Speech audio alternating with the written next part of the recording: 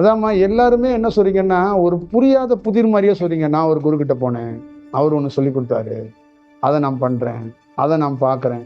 இந்த மாதிரி ஒரு புரியாத புதிரே ஒன்று சொல்றீங்களே ஒழிய, இறைவனை அடையணும்னா இறைவன் தானே வழிகாட்டணும்.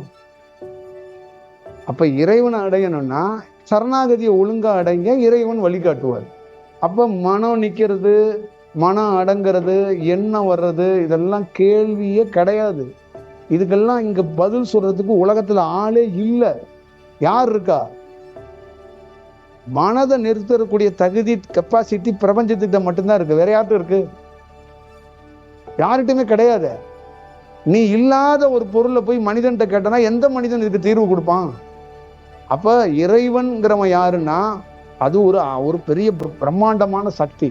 அதை அடையணும்னா அப்ப நாம எவ்வளவு உண்மையா அதுகிட்ட போய் சரணாகதி அடையணும், அந்த தேடுதல் இருக்கணுங்கிறத பார்க்கணும். அப்ப நீங்க என்ன நினைக்கிறீங்கன்னா, இங்க இருக்கிற வாழ்க்கையோடைய பிரச்சனைக்கு தீர்வு இறைவன் தான் அப்படின்ட்டு நீங்க அந்த இறைவனை வேற மாதிரி ஏதோ ஈஸியா போய் அடைஞ்சிடலான்னு அதை ஏதோ ஒரு கண்காட்சிக்கு போற மாதிரி உள்ள போய் நுழைஞ்சிடுறீங்க.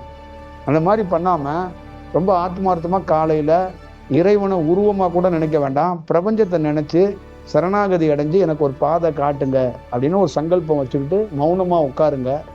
ஒரு நாள் உங்களுக்கு ஒரு நல்ல பாதையை அது காட்டும். சரிங்களா? இதான் நான் சொல்ற உங்களுக்கு தீர்வு. வேற எங்கேயாவது நீங்க அடிப்படையா தியானம் கத்துக்கிறது முக்கியம் இல்லை, அது இயல்பா இயற்கையா நடக்கணும், அதான் முக்கியம். உங்களுக்குள்ள இருக்கிற தியானம் அது தானா நடக்கணும், அதான் ரொம்ப முக்கியம். தானா நடக்கலைன்னா நடக்கிற வரைக்கும் காத்திருக்கும்.